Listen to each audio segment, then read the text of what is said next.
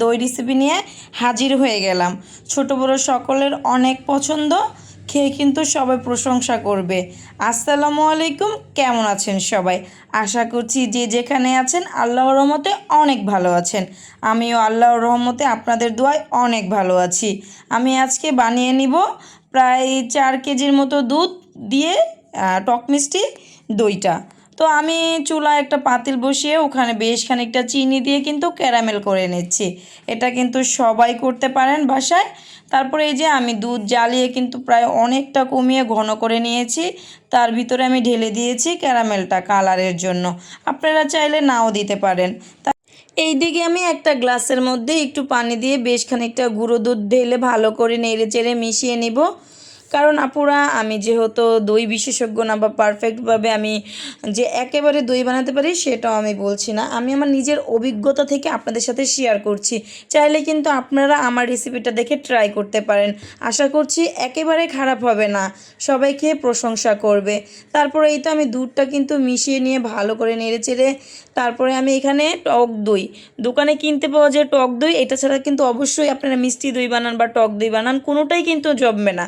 তো টক দইটা আমি আগে থেকে একটা ছাঁকনিতে রেখে টক দইয়ের যে এক্সট্রা পানিটা আছে ওটা আমি ফেলে দিয়েছিলাম। তারপরে এটাকে আমি ভালো করে ফেটে নিয়েছি যাতে করে আমার দইটা সুন্দরভাবে বসে যায়। এদিকে কিন্তু আপনার যে দুধ জাল দিয়েছেন এটার মধ্যে টক দই দিয়ে ভালো করে ডাল ঘুটনি দিয়ে ঘুটে তারপরে কিন্তু ভালোভাবে মিশিয়ে নিতে হবে আপুরা। তাহলেই তো আপনার দইটা ভালোভাবে পারফেক্ট হবে, একদম সফট হবে, ভিতরে কোনো প্রকার কোনো প্রকার লাম্পস থাকবে না। তারপরে এই যে আমি যে পাত্রে দই বানাবো, আমি কিন্তু টক দই বানাবো আগেই বলেছিলাম, সেক্ষেত্রে আমি বেশি করে টক দইটা ভালো করে বাটিতে মাখিয়ে নিয়েছিলাম।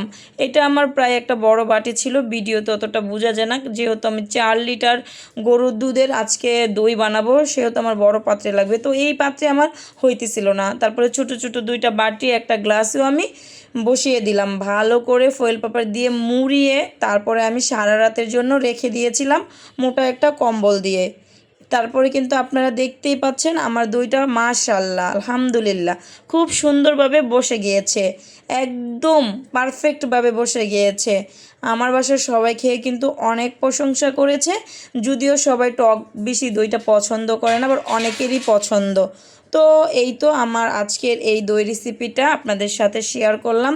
আর এই দিকে কিন্তু আমি আপনাদেরকে একটু বাটিতে নিয়েও দেখাচ্ছি, এই যে বড় পাত্রে যে দইটা আমি বানিয়েছিলাম ওইটা কিন্তু একদম পারফেক্টভাবে বসে গিয়েছে, যেটা আপনারা ভিডিওতে দেখতে পাচ্ছেন।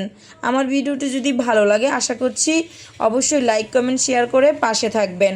আর আপনাদের ভাইয়া তো আমার দই খেয়ে মহা খুশি, খুব সুন্দর করে আমাকে রিভিউ দিচ্ছিল, খুব ভালো হয়েছে, তুমি একটা বিজনেস শুরু করে দাও।